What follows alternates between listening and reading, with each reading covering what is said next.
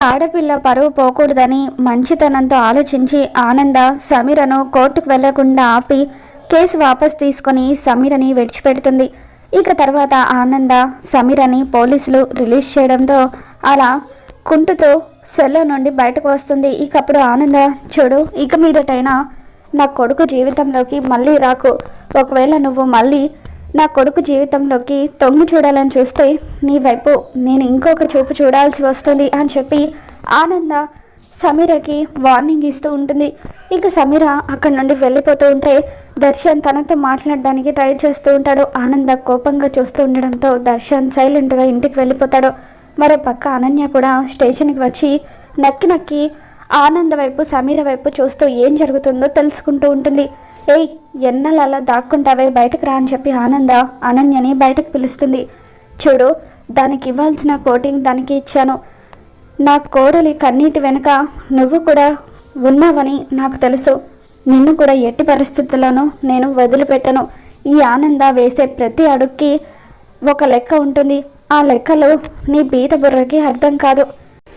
నా కోడలు నీ వల్ల కార్చిన ప్రతి కన్నీటి బొట్టుకి లెక్క తేలుస్తాను అని చెప్పి ఆనంద అనన్యకి వార్నింగ్ ఇస్తూ ఉంటే, అత్తయ్య గారు, మీరు నా గురించి తప్పుగా అర్థం చేసుకుంటున్నారు.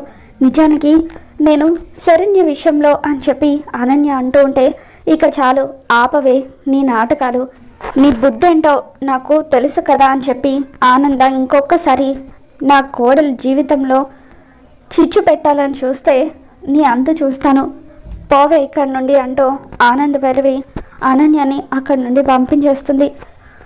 ఇక తర్వాత ఆనంద శరణ్య గురించి ఆలోచిస్తూ ఇంకా లేట్ చేయకుండా శరణ్యని ఇంటికి తీసుకొని రావాలి.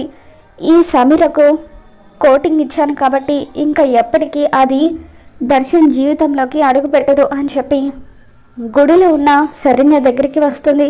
అమ్మ శరణ్య, నువ్వు బాగానే ఉన్నావు కదా అని చెప్పి ఆనంద అంటూ ఉంటే, నేను బాగానే ఉన్నాను అత్తయ్య గారు, నాకేం కాలేదు అని చెప్పి శరణ్య అంటూ ఉంటుంది.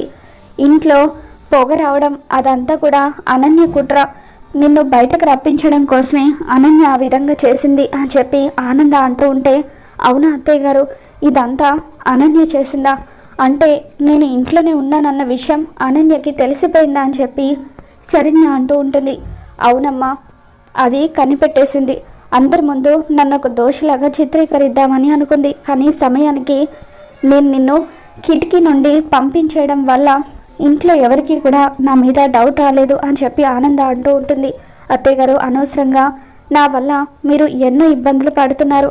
నేను కొద్ది రోజుల పాటు ఎక్కడికైనా దూరంగా వెళ్ళిపోతానులేండి, అప్పుడు మీకు ఎటువంటి ఇబ్బంది ఉండదు అని చెప్పి శరణ్య అంటూ ఉంటే, లేదమ్మా, ఇంకా నువ్వు ఎక్కడికి వెళ్ళాల్సిన అవసరం లేదు, మన ఇంట్లోనే శాశ్వతంగా ఉండిపోవచ్చు అని చెప్పి ఆనంద అంటూ ఉంటుంది. ఏంటి అత్తయ్య గారు మీరు అనేది అని చెప్పి శరణ్య అంటూ ఉంటే, అవునమ్మా, ఇప్పుడు నేను నిన్ను ఇంటికి తీసుకువెళ్ళడానికి వచ్చాను. నేను పూర్తి చేయాలనుకున్న పని పూర్తి చేశాను. నీ కిడ్నాప్ వెనకాలన్న ఆ సమీరకు పోలీసుల చేత సరైన కోటింగ్ ఇప్పించాను. ఇప్పుడు మనం చేయాల్సిందల్లా దర్శన్ మనసులో నీ మీద ప్రేమ పుట్టేలాగా చేయడం. మీ ఇద్దరిని నేను దగ్గర చేస్తాను. దర్శన్ కళ్ళు తెరిపించి దర్శన్కి నిన్ను దగ్గర చేస్తాను, నీ జీవితాన్ని నిలబెడతాను, పదమ్మ అంటూ ఆనంద శరణ్యం తీసుకుని ఇంటికి వస్తుంది. ఇక అలా ఆనంద శరణ్యం తీసుకుని గుమ్మం దగ్గరికి రాగానే అనన్య, ఏమండి అత్తయ్య గారు, మరిది గారు, మామయ్య గారు, అందరూ రండి అని చెప్పి గట్టి గట్టిగా అరుస్తూ ఉంటుంది. ఏమైంది అనన్య, ఎందుకు అలా అరుస్తున్నావని చెప్పి లీలావతి, దర్శన్ వీళ్ళందరూ కూడా హాల్లోకి వస్తారు.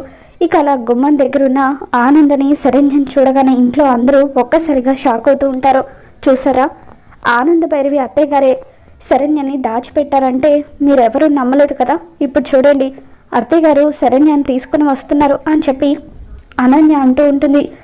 ఇక శరణ్య ఆనంద ఇద్దరు లోపలికి వచ్చిన తర్వాత లీలావతి శరణ్యతో, అమ్మ శరణ్య, ఇన్ని రోజులు ఏమైపోయావమ్మా, ఎలా ఉన్నావో, నీ గురించి మేము ఎంత కంగారు పడిపోయామో తెలుసా అని చెప్పి లీలావతి అంటూ ఉంటుంది. మిమ్మల్ని అందరినీ నేను చాలా ఇబ్బంది పెట్టాను, నన్ను క్షమించండి అత్తయ్య గారు అని చెప్పి శరణ్య అంటూ ఉంటుంది. ముఖ్యంగా దర్శన్ గారు, మీరు నన్ను క్షమించాలి, నా వల్ల మీరు చాలా ఇబ్బంది పడ్డారు. నేను అనుకోకుండా కిడ్నాప్ అయ్యాను దర్శన్ గారు, ఎవరో రౌడీలు నన్ను కిడ్నాప్ చేశారు. నేను కిడ్నాప్ అవ్వడానికి కారణం మీరే అని చెప్పి పోలీసులు మిమ్మల్ని కొట్టారని అత్తయ్య గారు చెప్పారు. నాకు చాలా బాధ అనిపించింది. నన్ను క్షమించండి అని చెప్పి శరణ్య అంటూ ఉంటే, ఇక చాలు ఆపు నీ నాటకాలు అని చెప్పి దర్శన్ అంటూ ఉంటాడు. ఇక దాంతో శరణ్య బాధపడుతూ ఉంటుంది. అమ్మ శరణ్య, నిన్ను రౌడీలు కిడ్నాప్ చేయడం ఏంటమ్మా అని చెప్పి లీలావతి అంటూ ఉంటే, అవును అత్తయ్య గారు, నేను ఫ్రెండ్ ఫోన్ చేస్తే మాట్లాడుతూ రిసార్ట్లో ఉన్న లాన్లోకి వచ్చాను. సడన్గా ఎవరో కొంతమంది రౌడీలు వెనక నుండి వచ్చి నా నోరు మూసి బలవంతంగా అక్కడి నుండి ఎత్తుకెళ్ళిపోయారు అని చెప్పి శరణ్య అంటూ ఉంటుంది. ఆ రౌడీలు ఆనంద్ అత్తయ్య గారు పోలీస్ కేసు పెట్టారని తెలిసి ఎక్కడ దొరికిపోతామేమోనని భయపడిపోయి నన్ను విడిచిపెట్టారు. నన్ను రోడ్డు మీద వదిలేసి వెళ్ళిపోవడంతో ఆనంద్ అత్తయ్య గారు నా కోసం వెతుకుతూ రోడ్డు మీద ఉన్న నన్ను చూసి ఇంటికి తీసుకొని వచ్చారు అని చెప్పి శరణ్య అంటూ ఉంటుంది. మొత్తానికి ఆ రౌడీలు నిన్ను క్షేమంగా విడిచిపెట్టారు. మాకు అదే చాలమ్మా, ఇక మీదటైనా నువ్వు జాగ్రత్తగా ఉండు అని చెప్పి లీలావతి అంటూ ఉంటుంది. అవును శరణ్య, ఇక మీదట నువ్వు చాలా జాగ్రత్తగా ఉండాలి అని చెప్పి మొత్తానికి నువ్వు తిరిగి వచ్చినందుకు మా అందరికీ చాలా సంతోషంగా ఉందని చెప్పి రోహిత్ కూడా అంటూ ఉంటాడు. ఏంటి అనన్య, నీ చెల్లెలు తిరిగి రానంత వరకు చెల్లెలు చెల్లెలు అంటూ నువ్వు పోలీస్ స్టేషన్ చుట్టూ తిరిగావు కదా, మరి ఇప్పుడు నీ చెల్లెలు తిరిగి వచ్చిందన్న సంతోషం నీ మొహంలో ఏమాత్రం కనిపించడం లేదేంటి అని చెప్పి ఆనంద కావాలని అనన్యని ఇరికిస్తుంది. అవును అనన్య, మీ చెల్లెలు తిరిగి వచ్చిన తర్వాత నువ్వు తనతో ఒక్క మాట కూడా అడగడం లేదేంటి అని చెప్పి లీలావతి అంటూ ఉంటే, అత్తయ్య గారు, శరణ్య తిరిగి రావడం నాకు చాలా సంతోషాన్ని కలిగించింది. ఆ ఆనందంతోనే నోటి వెంట మాట రావడం లేదు అని చెప్పి, శరణ్య ఎలా ఉన్నావు శరణ్య, నీకేం కాలేదు కదా, నువ్వు క్షేమంగానే ఉన్నావు కదా, నిన్ను చూడగానే నా మనసుకి ఎంత ప్రశాంతంగా అనిపించిందో, ఇప్పుడు నాకు ఒక పెద్ద మనాది తీరిపోయినట్టుగా అనిపిస్తుంది అని చెప్పి అనన్య శరణ్య మీద ప్రేమ ఉన్నట్టుగా అందరి ముందు నటిస్తూ ఉంటుంది. అమ్మ అనన్య, పాపం శరణ్య ఎప్పుడనగా తిన్నతో ఏంటో తనని తీసుకెళ్ళి భోజనం పెట్టమ్మా అని చెప్పి లీలావతి అంటూ ఉంటుంది. అలాగే అత్తయ్య గారు, రా శరణ్య, భోజనం వడ్డిస్తాను అంటూ శరణ్యని తీసుకెళ్ళి డైనింగ్ టేబుల్ దగ్గర కూర్చోబెట్టి భోజనం వడ్డిస్తూ ఉంటుంది. ఇక దర్శన్ ఆనంద భైరవి వైపు కోపంగా చూస్తూ, అమ్మ అంటే శరణ్య మీద కావాలని కేసు పెట్టావన్నమాట, శరణ్యని ఇన్ని రోజులుగా నువ్వే దాచిపెట్టావన్నమాట అని చెప్పి అనుకుంటూ ఉంటాడు. దర్శన్, నేను నీతో కాస్త మాట్లాడాలి రా అంటూ ఆనంద భైరవి పిలుస్తూ ఉంటే, నేను కూడా మాట్లాడాలమ్మా అంటూ దర్శన్ కూడా ఆనందతో పాటు గదిలోకి వెళ్తాడు.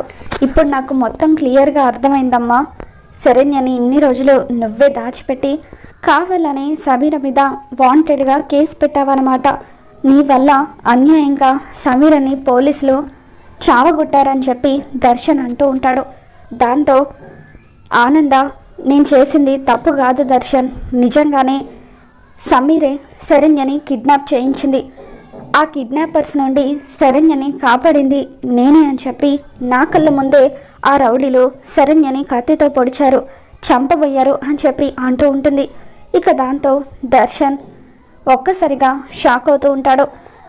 నువ్వు చెప్పేదంతా నిజమై ఉండొచ్చమ్మా, కానీ అందుకు కారణం సమీర అంటే మాత్రం నేను నమ్మను, సమీర చాలా మంచి అమ్మాయి అని చెప్పి దర్శన్ అంటూ ఉంటే, స్టాప్ ఇట్ దర్శన్, ఇప్పుడు నువ్వు ఆలోచించాల్సింది సమీర గురించి కాదు, శరణ్య గురించి. శరణ్య నీ భార్య, తన గురించి ఆలోచించడం మొదలుపెట్టు అని చెప్పి ఆనంద అంటూ ఉంటుంది. లేదమ్మా, శరణ్య మెడలో నేను తాళి కట్టాను, కానీ అది మనస్ఫూర్తిగా కట్టలేదు, శరణ్యని నా భార్యని నేను ఎప్పుడూ కూడా అనుకోలేదు, నా దృష్టిలో నా భార్య అంటే సమీర మాత్రమే, నేను మనస్ఫూర్తిగా ప్రేమించింది సమీరనే అని చెప్పి దర్శన్ అంటూ ఉంటే, చూడు దర్శన్, నీకు ఎలా చెప్తే అర్థమవుతుందో నాకు తెలియడం లేదు, సమీర నీకు ఎంత మాత్రమో కరెక్ట్ కాదు, ఆ విషయం నేను ఇప్పుడే నిరూపిస్తాను పద అంటూ ఆనంద దర్శన్ని తీసుకొని సమీర దగ్గరికి వెళ్తుంది.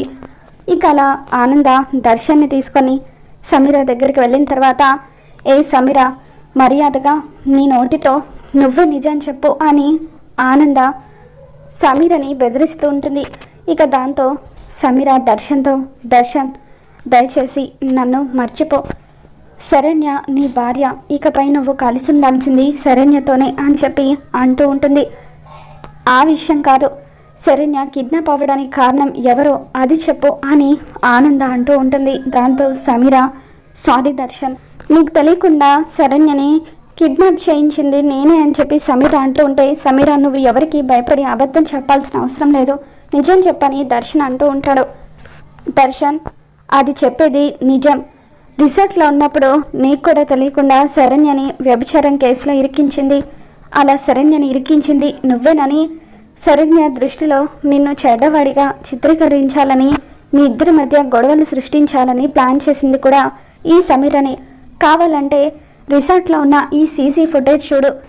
సుశీల అనే ఆవిడకు సమీర డబ్బులు ఇస్తూ తనతోనే శరణ్యను ఆ గదిలోకి పంపించి ఆ రౌడీ శరణ్య ఇద్దరు ఒకే గదిలో ఉండేలాగా చేసి పోలీసులకు ఇన్ఫామ్ చేసి శరణ్యను అడ్డంగా ఇరికించింది. ఇటువంటి సమీరన నువ్వు ప్రేమించేది అని చెప్పి ఆనంద దర్శన్ కళ్ళు తెరిపించడంతో ఆ సీసీ ఫుటేజ్ చూసిన దర్శన్ ఒక్కసారిగా సమీర చెంప పక్కల కొడతాడు. ఛీ, నీ ముఖం చూడాలంటేనే నాకు అసహ్యంగా ఉంది అని చెప్పి దర్శన్ అంటూ ఉంటాడు. ఇక తర్వాత ఆనంద దర్శన్కి వార్నింగ్ ఇస్తూ, చూడు దర్శన్, నేను ఒక్క విషయం చెప్పాలనుకుంటున్నాను. నా కోడలికి అన్యాయం చేయాలని చూసిన వాళ్ళ ఎవరిని కూడా నేను క్షమించను. నీకు కూడా ఇదే లాస్ట్ అండ్ ఫైనల్ వార్నింగ్ ఇస్తున్నాను. నా కోడలికి ఇంకొకసారి అన్యాయం చేయాలని చూస్తే కొడుకు అని కూడా చూడను. నేను తల్లిననే విషయాన్ని మర్చిపోయి నీకు శిక్ష వేయాల్సి ఉంటుంది అని చెప్పి ఆనంద భైరవి దర్శన్కి వార్నింగ్ ఇస్తూ ఉంటుంది. ఇక ఆ విధంగా దర్శన్ సమీర నిజస్వరూపం తెలుసుకోవడంతో, అమ్మ నన్ను క్షమించమ్మా, ఎన్నోసార్లు నువ్వు సమీర గురించి నాతో చెప్తూనే ఉన్నావు, అయినా సరే నేనే కళ్ళు మూసుకుపోయి సమీరనే కావాలంటూ తన చుట్టూ తిరిగాను.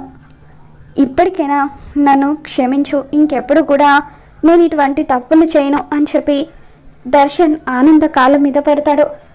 మొత్తానికి ఆనంద సమీర నిజస్వరూపాన్ని దర్శన్కి తెలియజేసి దర్శన్లో మార్పు వచ్చేలాగా చేస్తుంది. మరి దర్శన్ శరణ్యను భార్యగా అంగీకరిస్తాడా? ఇద్దరు దగ్గర అవుతారా? అసలు ఏం జరగబోతుందా మళ్ళీ మన ఛానల్ తెలుసుకుందాం. ఈ వీడియో మీకు నచ్చినట్లయితే లైక్ చేయండి. Thanks for watching.